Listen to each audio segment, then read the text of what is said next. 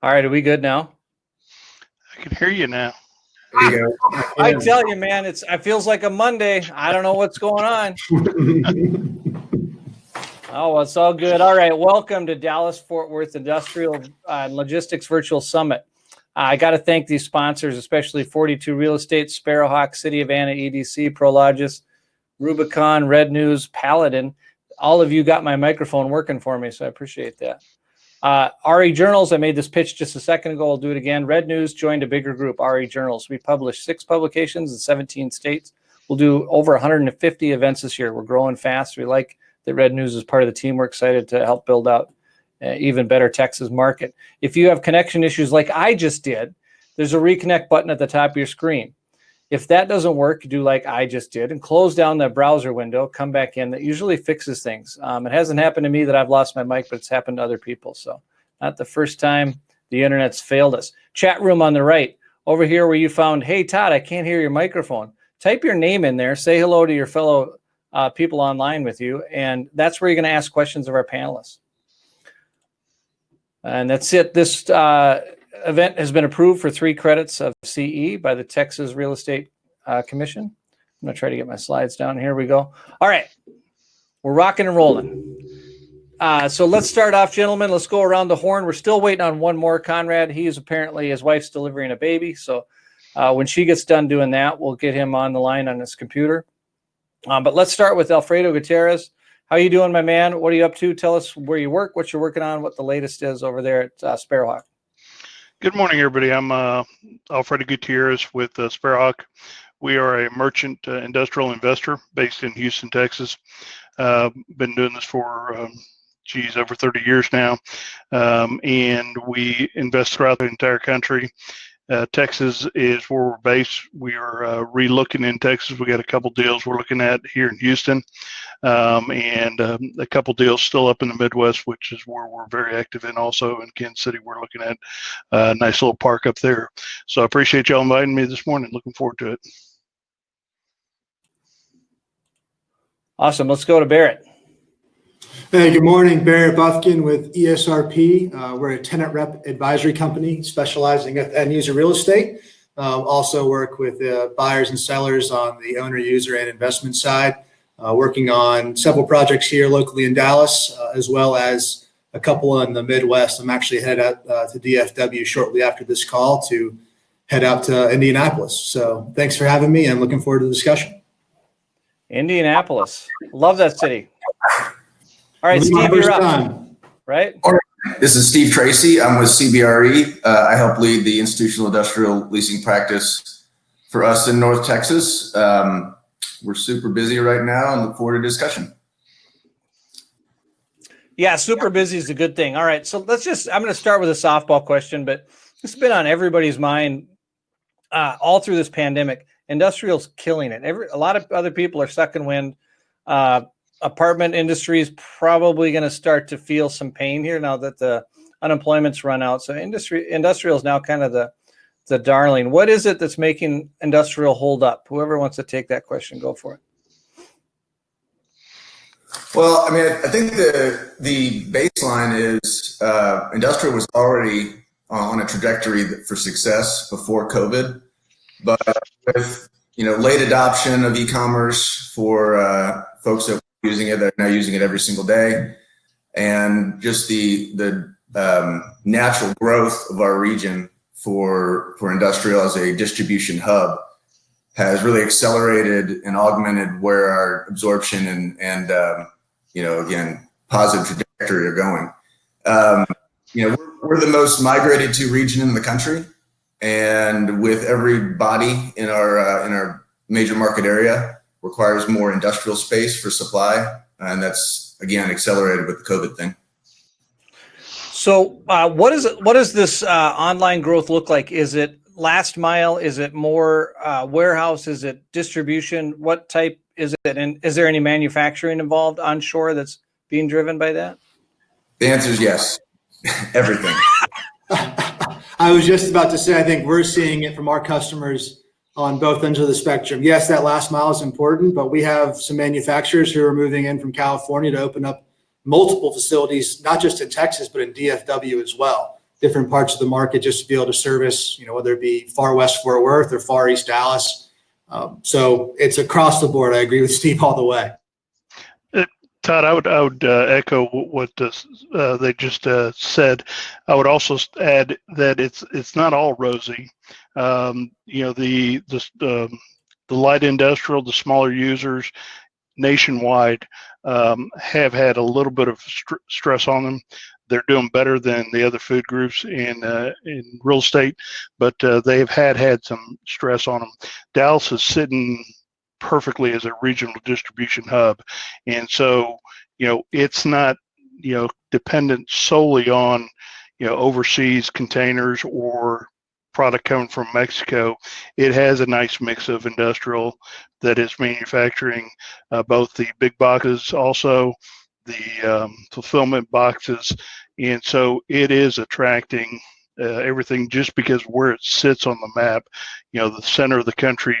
I think with what's going on with this new pandemic and how things are starting to shift both away from Asia, away from China specifically, and coming to Mexico, Dallas is sitting in a real good spot. Chicago is sitting in a very good spot. So for regional distributions, they're both sitting well. And Dallas, probably more so than just about every other city in the entire United States, with the exception of maybe, over in Arizona, has had just tremendous growth. It hadn't slowed down at all during this pandemic. Its absorption's been incredible. It's probably the hottest market today of all the markets. That's good news for them. So what is it doing to, Alfredo, you're buying, what is it doing to cap rates? And are they in a range where you can even complete transactions? Is it getting crazy, or are they doable? They're doable.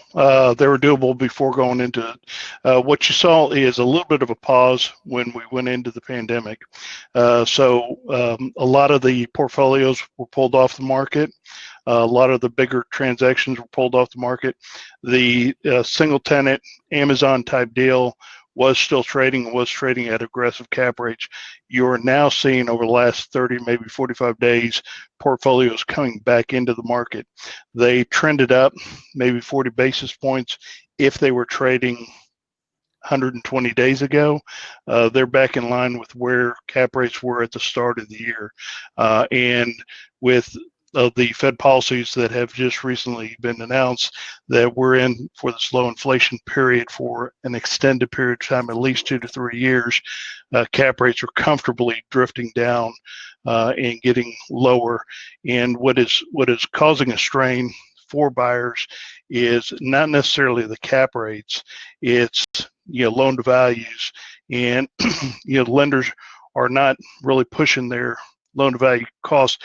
They're more pushing the coverage cost. So as cap rates come down, the amount of money that you can push out and still get the coverages you want to get is limited. So it's hard to get north of 60% if you're going to conventional life company financing, and so that's being held in check, which results in a lot more expensive money coming in from the equity side. Now, fortunately, we've had a migration of a lot of folks that were investing in office and some of the other retail and some of the other food groups that are now saying, we're going to invest in industrial. So they're moving towards industrial, and you're able to remix your portfolios. So opportunities are out there. They're just a little bit different. So with compressing cap rates, which sounds ridiculous, right, in the middle of a pandemic, but what does that do to your price per pound then, or price per foot? Is it gotten to the point where now you're above replacement cost? Hey, Conrad, I see him coming in. All right. Fortunately not, because construction costs have continued to escalate, especially land costs, surprisingly. So we're still not butting up against that. Where the challenge I see is really on the real estate side, the tax side of the equation, is those operating expenses are starting to result in putting some strain on our abilities to make acquisitions unless there is some sort of abatements or TIF or, one of the other, tax strategies. I don't know, Steve probably can tell you more about it than I can with all the research they've got over at CB. Yeah, I don't disagree. But to your point earlier, just the outright demand and desire for the industrial class is mitigating any negatives. I'm having trouble getting all your headshots to come up in my side room, so I'm a little distracted. But Steve, then where are we at from a tenant perspective? Are tenants looking at with rising occupancy? Are they looking at higher rates too? Is the rising tide floating lots of boats? Oh, absolutely. I mean, it's simple economics, and you're seeing it way more in infill markets, DFW Airport in particular, where the barriers to entry are extreme at this point. There's just nowhere to build left. Developers have made sense of orphaned and challenged sites, which means more topography work, more pre-construction work, less coverage, and in a inefficient site, and that means a higher basis and thus a higher rental rate, and tenants are paying for it because they need to be there. I think there's 9 folks on my team, and Steve Koldyke, Wilson Brown, and I kind of touch the airport for all 3 sides, and we are by far the busiest. I think the airport is probably the most active submarket, even given the scarcity of space. So we're bullish on all size ranges. The small shallow bay front park rear load, 20 to 50,000 square foot user are extremely active. And that's where we're seeing the most rent growth. Again, because of those smaller buildings being delivered, higher cost, higher price, but tenants are paying for it. And it's not just, it's even the smaller tenants are not just mom and pops. They're named companies. It's just a smaller footprint. Well, we have a new guest here, Conrad. How you doing? Did you have a child? Yes, I did, and I apologize for being late. I was having some technical difficulties here at the lovely hospital, but I am here. Glad to be here. Well, tell us a little bit about who you are, where you work, what you're up to in today's world, other than the child. You can tell us about that. Yeah.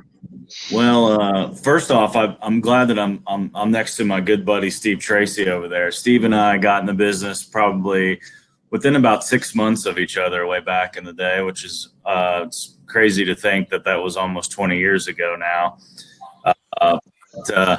I'm the partner and co-founder of Paladin Partners. I've been more of a tenant rep guy my entire career.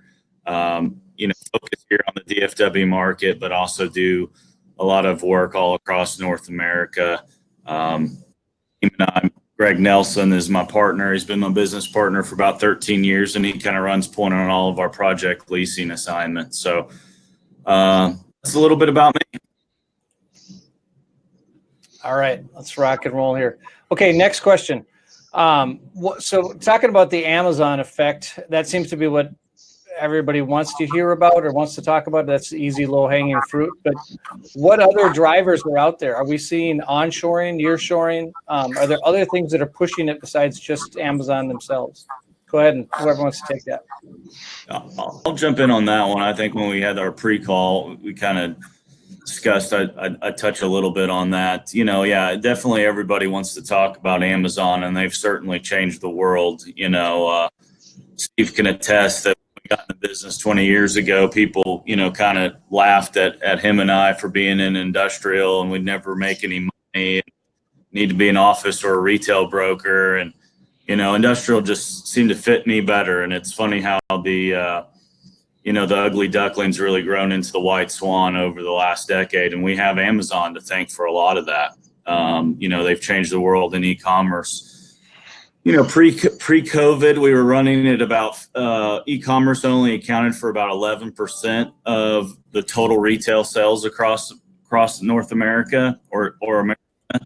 And now we've already risen that number up to 16%. So not only is Amazon gaining a lot of market share through e-commerce, but everybody else is also picking up I mean, obviously Walmart's jumped into the game, and to me, they're really the only ones that have the capital and resources to catch Amazon. And, they're going to capture a lot of what I would call kind of middle America that really only knows Walmart, right? I mean, if you go to rural Iowa, the people that are going to their grocery store, they go to Walmart. That's their option. They don't have the Whole Foods and, Central Markets and Kroger's and all the other stores that, your big metropolitan areas have. And so, yeah, I mean, e-commerce is obviously real. Everybody is certainly growing into that, and it's definitely growing. To touch on onshoring and nearshoring, I'm 100% of a believer of it. I think this last pandemic put us in a very tough spot for a lot of supply chains because of the interruption that we had with boats basically sitting in the middle of the Pacific. And when we had this rush of goods that were needing to be delivered to the market, those goods couldn't get here. And now, because China's had their labor rate has risen over the last decade because of all their prosperity, honestly, Mexico is almost to the same of where China is from a labor perspective.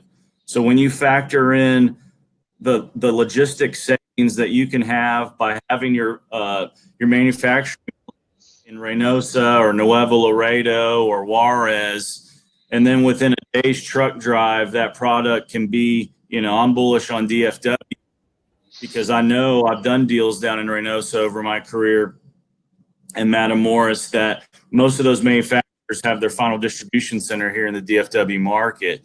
And so, I think Mexico is going to be a huge beneficiary because of the U.S.-Mexico trade agreement. I've talked to, a bunch of my EDC friends that work down along the border, which is an area I'm dear to because that's where I grew up in Texas. And, they're definitely starting to see some inquiries from American manufacturers, but also German as well as Asian manufacturers. Now, I don't think that's going to start picking up for a little bit because right now we're restricted on air travel, right? So it's hard for those guys to get and start looking at sites and all those other things. But I do believe when you look at the logistical advantages of having a facility, there in Mexico and within a day's truck drive, it can be to your distribution center here in DFW or Houston for that matter, or anywhere within the state, and then on to your final customer. And the numbers aren't to really match up when you start looking at labor. I think Mexico is going to benefit a lot. But I also do think the United States in general is going to benefit as well, because when you start looking at, higher cost of goods, and I would equate this to kind of like one of the coolest or most recognized American-owned brands, Harley Davidson, right? So when you start thinking about like made in America, a lot of people think of, that's why people buy Harleys. Well, those expensive type goods like that, can be brought back to the United States because of the price premium. But when you start talking about toys and plastics and other little bitty goods like that, you're going to have to move those things to Mexico. So ultimately, I think with the world turning against China due to the COVID virus and the logistical advantages, I truly believe onshoring is real as well as nearshoring to Mexico.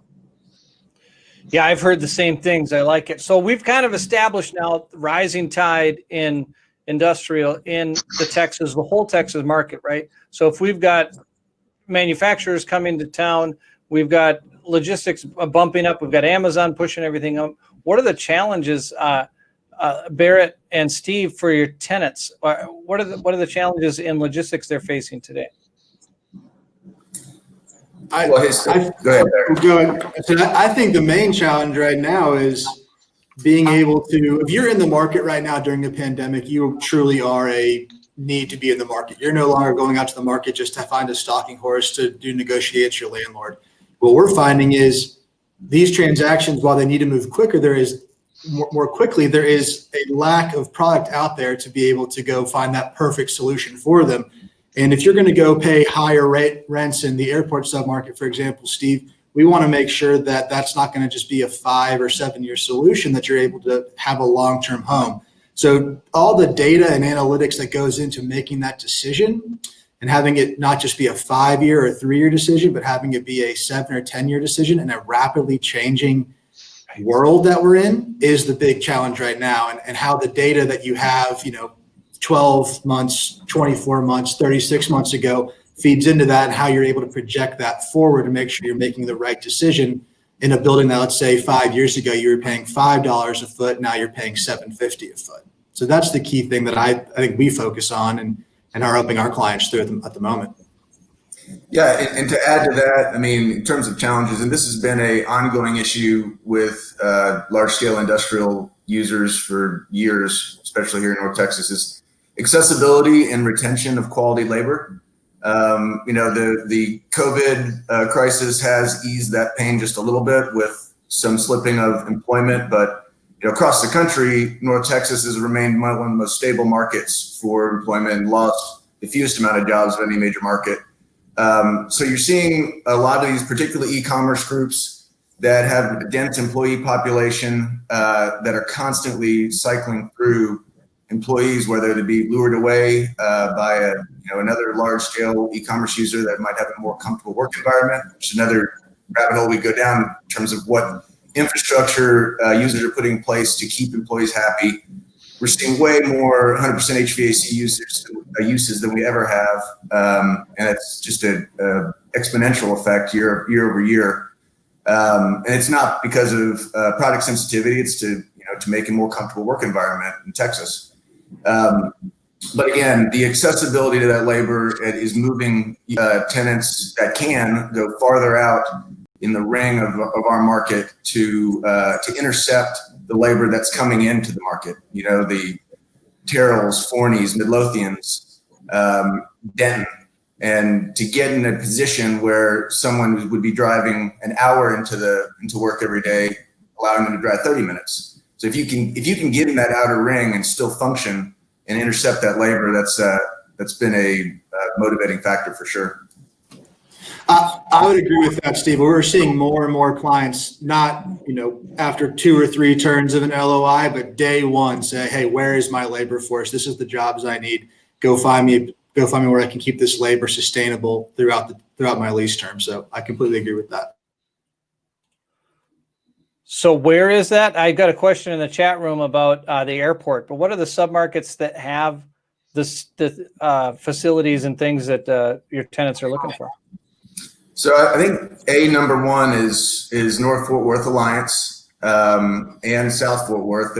This cycle, the cycle's now 10 years old, but during the latter part of the cycle, Developers Equity Capital discovered Fort Worth. It's been there all along. It has the same infrastructure of I-35W. It's got I-20, or 2 of our main distribution hubs or thoroughfares, but the labor's better. The congestion's less. There's a lot of reasons to be over there, and now you're seeing a lot of the prime sites being picked over, and you're going a little farther out, farther south, farther north. Denton's the new hotspot. There's several institutional projects going on right now. I think there's going to be a lot of success there. But yeah, I would, in terms of accessing quality labor that you can retain, that you're not retraining constantly, I would say North Fort Worth is the hottest hotbed. I also think Great Southwest Industrial Park, Arlington, and Grand Prairie is a good place to be for labor. I just think he pulls from a lot of different suburbs, different municipalities right there. You're centrally located, so you're able to poach off that. It's a good place if let's say you're working with a user who doesn't need to go into a shell building, that has a second generation need. It's a good place for them to kind of go in, turnkey solution, and be able to poach off a lot of labor that's existing from the airport, South Airport, the 183 all the way down, past I-20, all on that 360 corridor. I also think that there's, we're talking about labor, but there's different types of labor, right? We project leasing an 800,000 square foot speculative project over in Garland. It was the old Raytheon campus. And literally every single one of those deals came to our project because of labor studies. So when you look at guys that need heavy manufacturing or, more of a skilled type work, not just forklift drivers, all signs pointed literally to really the Garland and Mesquite submarket over there, and that's why that area is known as the manufacturing hub of all of DFW. Behind that, Barrett, I 100% agree. I think Arlington and Grand Prairie kind of sits number 2 from kind of a manufacturing perspective. But the reason why that every single deal drove to our project out there was all labor related. And then second, I think, Steve and I would have never have said this 5 years ago, but like Mesquite is kind of the hotbed right now. I mean, it literally used to be this sleepy little submarket, and now we have players like Crow Holdings Capital, Hillwood, Barings is going to put up another 600,000 square feet in Sunnyvale. Goodyear and Amazon have headed out to Forney. I mean, if you drive down I-80 out to Forney, you would be blown away on the amount of rooftops that are going up out there. It's almost like a mini Frisco. And I think that's why you're seeing a lot of gravitation to stuff on the east side of town as well. Yeah, totally agree. Well, just to qualify that a little bit, and to follow, the airport is by far the most dynamic submarket because it can pull from that GSW Arlington blue collar labor, but also you got your decision makers living north, engineers, staff. So that submarket actually can support any type of industrial use. As to follow up what Conrad said, you're more manufacturing oriented and process oriented operation is more well to the east side. Okay. Any hidden gems, any submarkets where you'd say, hey, here's a spot where you should think about, there's some older product you could rehabilitate, or what's the outlook on hidden gems in the Dallas-Fort Worth or the northern Texas market? I don't know if there's any hidden gems with the amount of developers we have in DFW, which is, I would debate, might be more than anywhere in the country. But I like, a lot of people flocked to South Dallas. That was the last wave. And South Dallas's negative was a lot of the labor pool as well as the school districts. It's tough to get, good quality, locally based or regionally based companies to move down there of labor. But with that being said, I honestly think that Midlothian is kind of a little hidden gem that could be on the horizon as kind of the next little hub down south, because what Midlothian does have is they do have great labor and they also have a great school district. So I think just like Denton's starting to take off up north because of a variety of factors, like Steve mentioned, I also think if you look down south, Midlothian might be a little hidden gem for future development down south. Yeah, I like Midlothian, Waxahachie. I think those are great opportunities down there. I want to switch gears a little bit to Alfredo. I've heard you talk about robotics before, because we're talking labor pool, we're talking logistics. Every time I turn around and look at a news article about industrial, I see a picture of some type of non-manned industrial facility. What's the latest on that? Is it going to change this labor pool idea? I think it is going to change it a little bit. Robotics are real. They are, very economical. You're not only seeing Amazon using them, you're also seeing the 3PLs starting to invest in them and use them because they are the cost of them, of that technology is starting to get compressed and make it affordable for the 3PLs and even some of the smaller logistic companies. So you're seeing it. I think what Steve mentioned earlier, AC is important, but it's going to become more important, not just for the creature comfort of the workforce. It's going to be important for the technology that's going to be inside that building. And I think with this pandemic, there's been a lot of push, not just in the industrial sector, but in all the real estate sector, to somehow introduce a lot of technology inside of a building. And so industrial's already going in that direction, and it's just going to benefit. Amazon's leading the way, and if you go into some of these buildings where they're moving these shelves around and the employees are standing still, it's an amazing, to see, these product just moving around with nobody around them, or the pick and pack technology that's going on there, and the big boxes are just keep getting bigger and bigger, and as these mezz go up, it is just not feasible for employees to be 30 feet up in the air with no climate control. The robots can do the picking and putting it on conveyors, and the amount of that infrastructure that's going into buildings is only beneficial. And as that occurs, you're going to bring in a different labor force, because if you look at some of these machineries, you can't just throw somebody on it and say, well, make it work. Obviously the pick and pack, they are making it possible for those pickers to do that, but the infrastructure behind the technology needs to be supported. And so I think with the shift that's been going on with the pandemic, unfortunately Dallas unemployment has been held in check amazingly well, probably the best city in America as far as unemployment counts. So it's not receiving a lot of benefit from that, but you're going to see what I've been referring to as near collaring employees, the employee that has the amount of education in order to run technology, going into warehouses now and running the robotic side of it.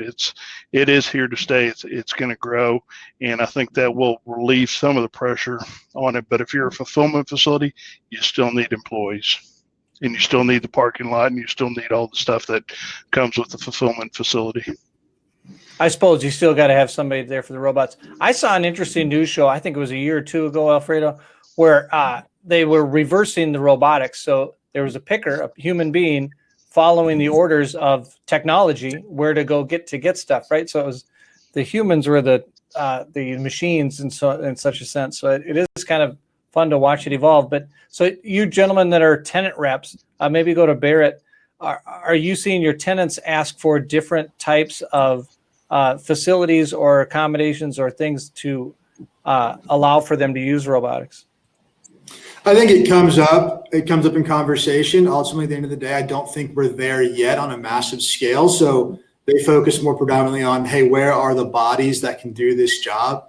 Whether it be we need to pay X or Y, or in order to make the margin we want to, or we need to be able to be in the 80th percentile of the wage gap or the wage paid to be able to poach that labor away from different competition in the area. So I think it does come up. I think it's something we're going to see over the next 10 years increasingly.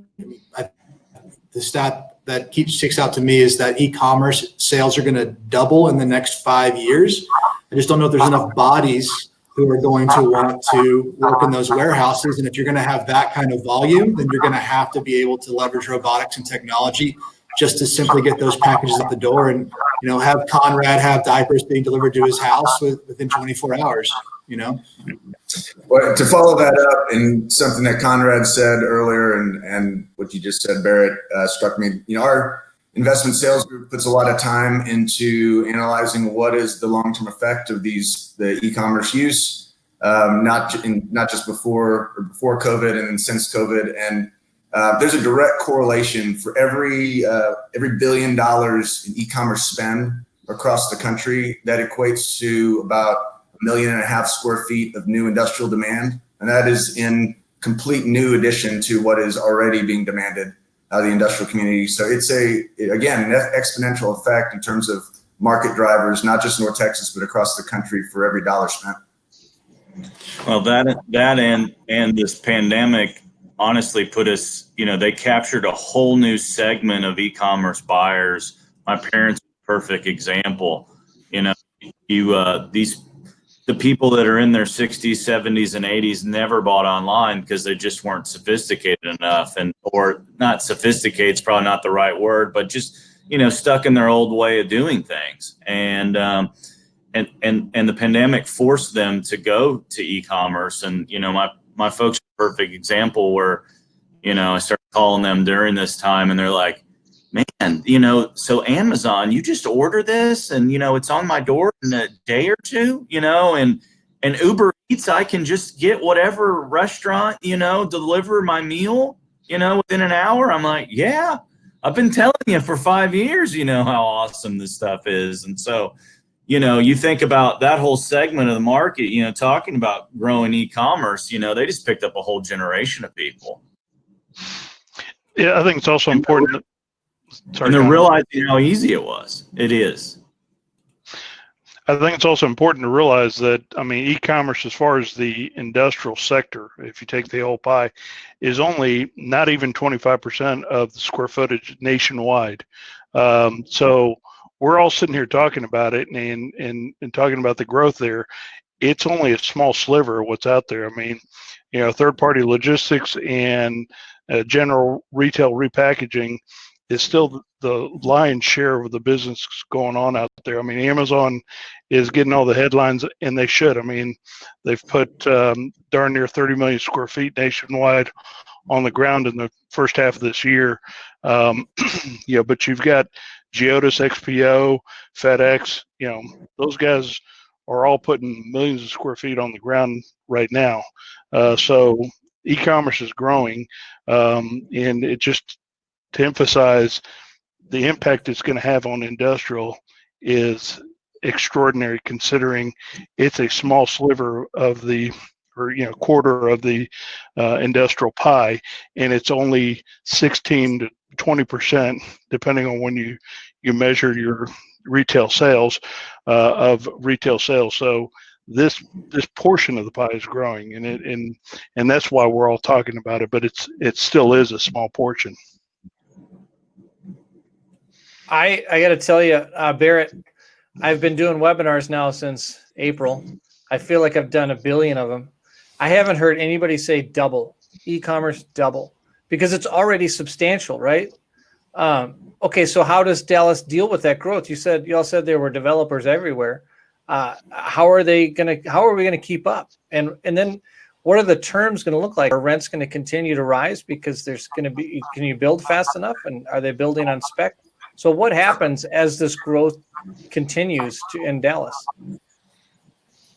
Well, if I could jump in, Dallas for the last some quarters has consistently been the highest highest delivery market in the country. We're building as fast as we can build, but demand has absolutely kept up with it, and in most cases outpaced it. But there's a lot of smart developers and smart equity here in this market, and we have room to grow. We can keep spreading out, whereas other coastal markets have actual physical barriers. We don't have an ocean, we don't have mountains. We can just keep, and the demand will follow it. So I don't see a problem with being able to keep up with demand. We've already been doing that. It's been on par. We're sitting in a good spot. Good to know. So if I'm going to play developer, go ahead, Conrad. Well, I was just going to say I echo Steve's thoughts. Usually the barriers on expansion are mountains and oceans, and we're very fortunate that we just have truly abundant land, and we can just continue to move farther out and farther out. And I think honestly, a lot of these distributors are now wanting to put their distribution centers on the more farther outskirts of the city to avoid the congestion of the central areas of town, so they can just kind of come in and get right back out versus having to go into the congested areas. So I think we're going to continue to grow. I think you're going to see, there's going to be pain in the retail sector in the next 6 to 12 months. And what you're going to see on the retail sector is we're truly going to start seeing those big boxes, which were old grocery stores or department stores, converted into last mile distribution centers. And this isn't just in DFW, this is across the country. To date, we've had 60 conversions that have been done in the United States to date. That's a small drop in the bucket. So just think of how much farther this is going to go. And especially when you start having some of these shopping centers are the things that are going to be, it's going to get real iffy in the next 6 to 12 months on guys that have debt maturing on what they're going to do with those projects. And so, they're probably going to be bought by new investors, and new investors are going to reinvent them. And part of that reinvention is going to be putting last mile distribution centers. When I think about that, I think about areas of DFW that are, call it East Dallas, Steve, or Lakewood, or, over off the Stemmons corridor, an old shopping center that had a big store in it, but you're close to the really high density population centers that drive a lot of the e-commerce business. So that's the next trend I see happening over the next decade is a lot of that happening. So Conrad, what does that look like? Let's if I'm a developer and I want to do some last mile stuff, I go take over a junior box or a big box store. Am I adding dock doors? Are we adding vans? Are we adding cars? What does it look like? I mean, some of them actually, when you look at the total square footage of conversions, they're actually, some of them, the total square footage actually grew in the retail center to the industrial side. So they reinvented, the truck courts and added dock doors and, raised roofs. I've talked to a few roofing guys who have done some of these projects. And so, you're gonna raise roofs, and you're gonna add dock doors, and you're gonna revamp how your loading's done. And it might consist of a small brick and stick store on the side of it, where you can kind of walk in and do whatever, service you might need. But then behind there, you're going to have really a last mile type distribution center that, just think about Amazon Prime Now, that where you can literally order that product and it can be in your house within an hour or 2 hours, window. I mean, that's insanity when you think about it. What used to be the norm on shipping, and now you can, oh man, I'm low on paper towels. I don't want to go to the grocery store. Let's just get Prime Now, and in an hour you got, paper towels sitting on your front door. Yeah, and to some extent, it's not a total industrial conversion. I mean, you're seeing some of these, junior boxes being converted with a huge snake of queuing lane where, an Uber driver is making that last mile delivery. So it's not necessarily, box trucks and semis. It's you and me and, your babysitter that are driving up, getting a little flag on your phone. And can you deliver this package? And you're just pulling up, putting in your car, and you're heading off to a house. Well, that, and Steve, I think the other trend is the ghost kitchens and how that's going to take off over the next decade. And I don't know, I just heard that phrase about 6 months ago for the first time. And now it's like the trendy thing. And I can tell you that I know I got a couple friends that are running ghost kitchen deals and are looking to do ghost kitchen developments. And that's essentially a restaurant that doesn't have tables or anything. It's just a bunch of kitchens where basically your Uber Eats and your Favors and your Grubhub guys go to pick up your finished meal at a centralized location and then sends it on to the final client. Because at the end of the day, I've talked to restaurant owners and they honestly don't love the Uber Eats folks because they take up bar space. When they come in, you got to put parking for them. It disrupts the restaurant environment. So what's interesting is I truly believe this ghost kitchens is real. Not to mention these restaurants are going to be able to lower their total labor costs because they're only renting a small little portion to make their meals in with a couple chefs in there. They don't have to have, a person at the front checking you in and all the waiters and wait staff and all that other good stuff. So that's definitely a trend. And just like Steve said, that could be one of the big components that takes over a lot of these old big box retail stores. Well, kitchen equipment's not cheap though, right? So are they taking over old restaurants, or do you legit think that you would go into an old big box and pop in and make the investment? So what these guys are doing is they're targeting buildings that are, have a lot of infrastructure in place.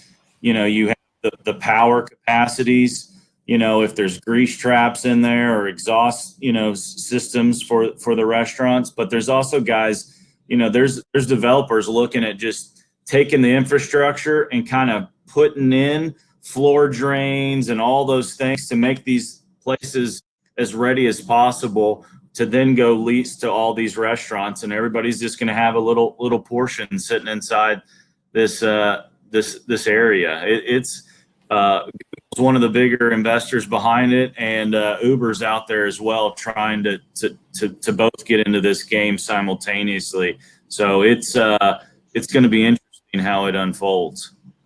We work with the group who just went and found an old industrial building over in the northeast side of town over in Garland, and they bought it and they put the infrastructure in. I think that they have the capacity for 28 kitchens. They built out 13 originally, and through COVID, they have had such demand where they're going to go in and just build out the remaining, call it 15 kitchens, in order to be able to service their clients, which are ultimately the end users, just doing commissary kitchens. So you think of you can get a big chain in there who has a big demand. This is probably a bad example because Chipotle's commissary kitchens are everywhere. But if you got a company like that in there, and the delivery aspect of that, my grandmother, who's 91 years old in Buffalo, New York, being able to order whatever kind of food she needs to order and not have to risk getting COVID right now, she's going to do that instead of someone paying, call it, $30 triple net for a retail space at a restaurant.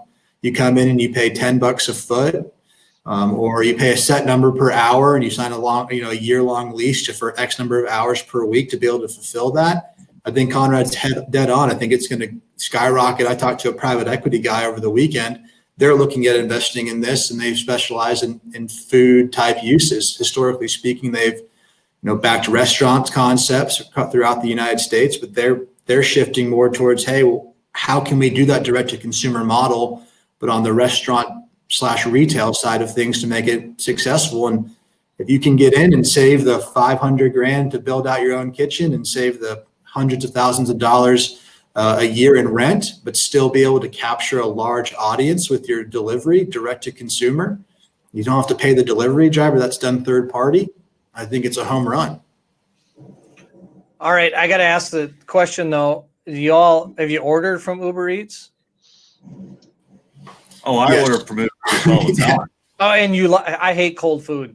So does it show up hot? I mean, I guess it obviously depends upon the driver, a lot of it. But what's interesting, I represented one of the largest packaging companies in America for over a decade, and they were all, everyone's trying to build new technology on containers to keep your fries crisp, to keep, everything hot. So I think that is going to, they're already doing that on the container side of the business. And so I think that's only going to continue to get better. But I'm going to be honest, I ordered Uber Eats yesterday, and I'm sitting in the hospital with my wife, so that's how much I like Uber Eats. Did you have to meet him in the parking lot then? I suppose they don't let him in the hospital. I did have to go down outside the building, yeah. What an inconvenience, Conrad. How'd you handle that, having to get outside the hospital to go pick it up? Beating, just didn't show up on your front door? I know. I had to walk a little bit. Well, there's a question in the chat room we got to deal with here. Caleb Wilson, we're getting to a point where some surrounding cities of Dallas are getting close to built out. For example, Irvine, am I saying that right? I'm a Minnesotan. Sure. I don't know if I got that. How do we expect these markets to adapt to continue supporting the growth around DFW? Well, first of all, DFW Airport itself has been a great partner of the industrial development community. And the latest big success was Passport Park. Probably 6.5 million square feet of total footprint, either on the ground or in production, and about 80% of that pre-leased. Huge success, both the airport and the partners that have developed on there. So that's going to be an option continuing on the infill market. The airport does still have land and will be partners with the industrial community. But there is going to be redevelopment. There's going to be some functionally obsolete product that is torn down or redone with modern We've seen a few of those instances in GSW with mall redevelopment. There's been a golf course that's been redone. So you're going to see more and more of that in infill markets. We hadn't seen much of it in North Texas just because of our abundance of land and opportunity. But as geocentric locations become more and more critical, these last mile opportunities become more critical, that's going to happen more. Well, I'm looking at 8, maybe we can go 13 more minutes, add 5 to that. So we got to sort of wrap things up, but our charge in this panel was to talk about logistics and delivery and the tenant side of this business. So is there anything that I missed or final things you want to talk about? I'm going to start with Barrett. So logistics, tenants, what's some of the stuff we missed and what's your final thoughts?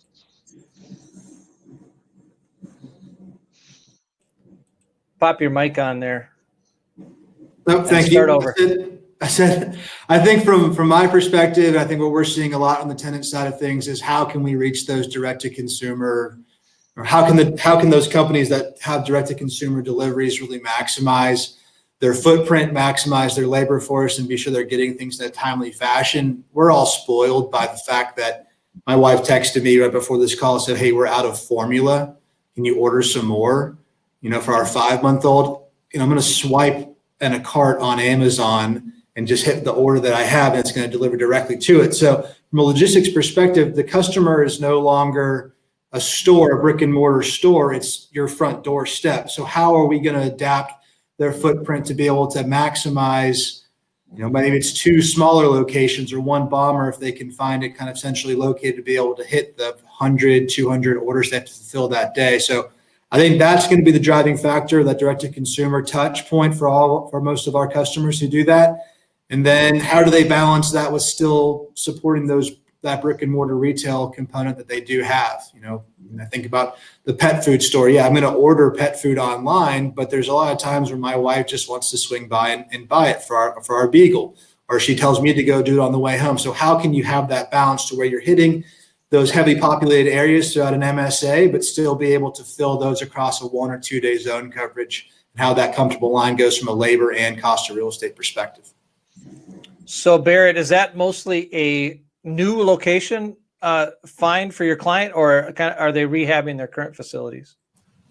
It varies. One of our customers right now, we're right sizing their portfolio across the country. They had 25 locations. We're actually going to go probably closer to 35 locations, do a lot of smaller, what they call quote unquote cross dock facilities, which are really just ground stacking, drop and leave type facilities. And then they're going to have fewer but larger major distribution hubs for them. But it could be inverse depending on their business model and what product and their margins are. Interesting. All right, let's go over to Steve. Cross docking.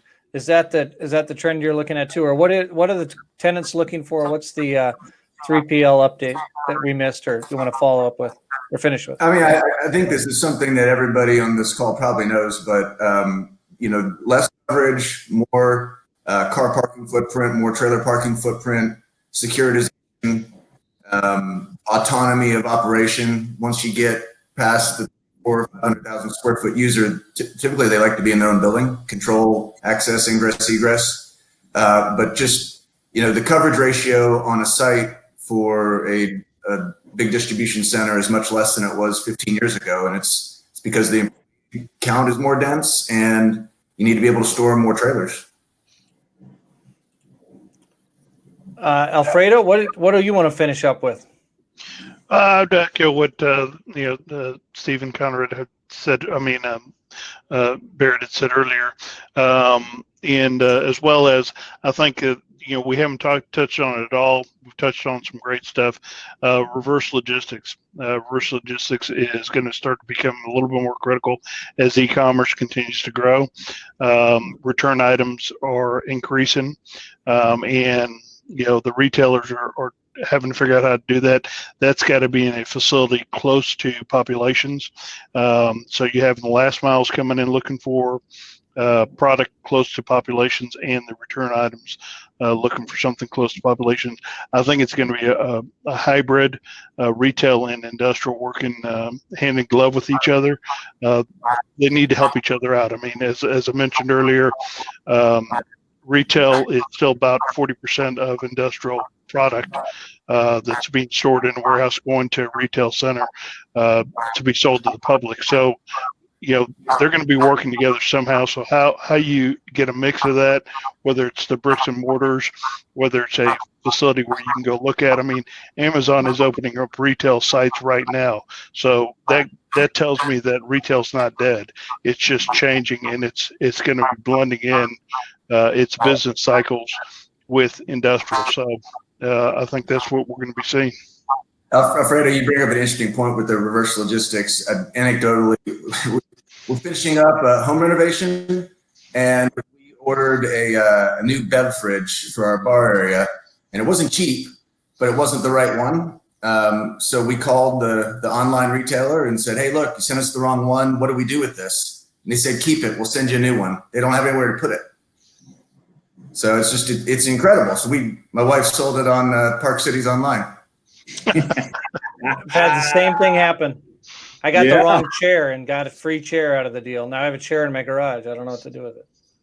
Yeah. Okay, we're going to let Conrad finish this up. There's a great question in the chat room. I want to get to Jeff Justice. Your first question I'll get to on the next panel. But this one, he says, what inning are we in this market? It feels like we're in the third inning, and where they just gave us 92 outs to get through the third inning. So what's going on, Conrad? Well, that's an interesting question. I mean, the last 3 years we've been talking that we were in the ninth inning of this last run. And I consider us now almost on another run here. And we're just starting over again.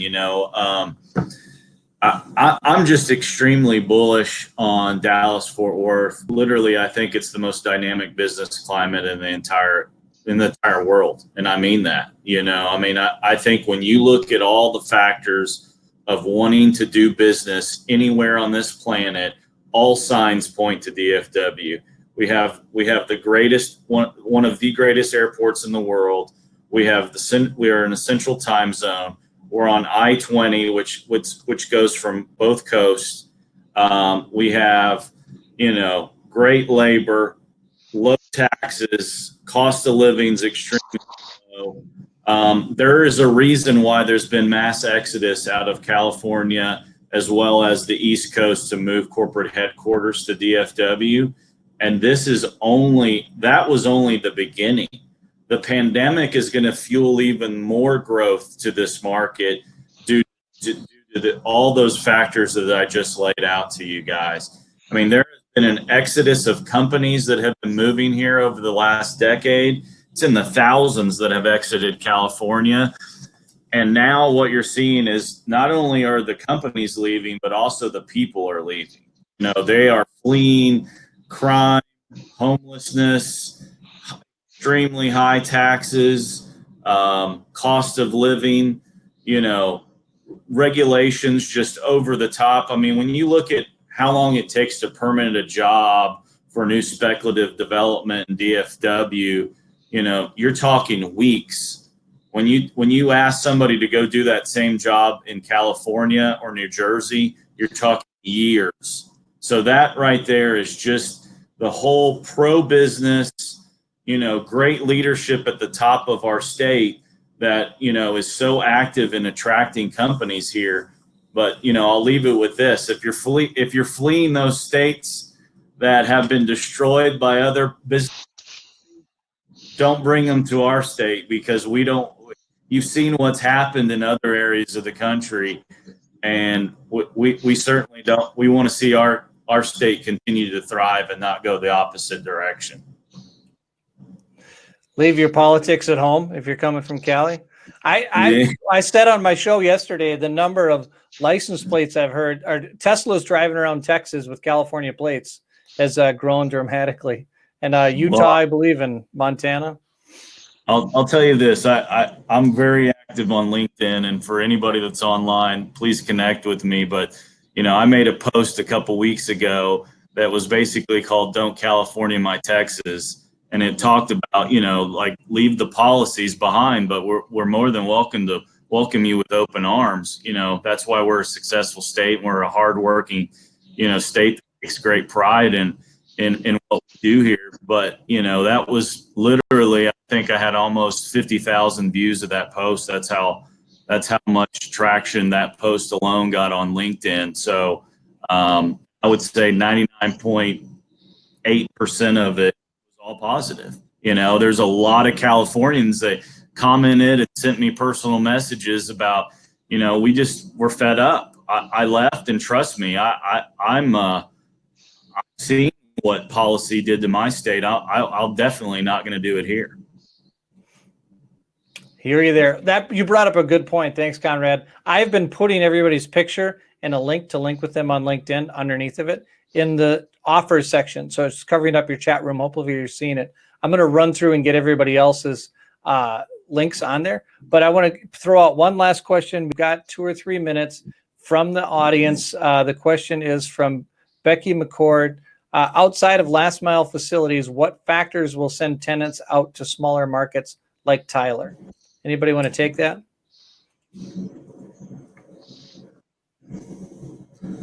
I mean, I do a little tertiary work occasionally here, and so I would consider Tyler a tertiary type market. I think what you usually see in the tertiary markets is people going out there to access labor. What ends up happening is they approach these EDCs. The EDCs give these manufacturers free land. Typically, they give them a bunch of incentives, and in turn, they get jobs. And so what I would I think you're not going to see as much last mile type stuff in these tertiary markets because the population density isn't there. But what you could see is more onshoring of some manufacturing that, we spoke of earlier that could, will be I think we finally lost our connection to the hospital there. Well, thank you, gentlemen. Fantastic panel. I think that right there was a great segue into what's coming up. Oh, Conrad, are you going? No, I'm here. I'm fine. You glitched out on us. We only didn't hear the last minute or so. That's all right. I was just saying. I think you're gonna see manufacturing as onshoring comes to these smaller tertiary cities. That's gonna fuel more job growth and hopefully help change a lot of some of these cities that have been on the decline to maybe come out of that. But you're not going to see last mile distribution centers because the population base is just not there. Makes sense. Okay, we got to wrap this up. In the chat room, I put a link back into our lobby. So where you went to come into this room, you need to go back to get into the next room. So that's panel 2. So I put that link over on the right-hand side of your screen in the chat room under RE Journals. Click that. Don't forget to close this window when we're done here, though, so you don't have 2 windows open. It'll cause your connection to slow down. But thank you, gentlemen. What a great panel. Looking forward to continuing these discussions the rest of the morning. Thanks, everybody. Thank you. Take care.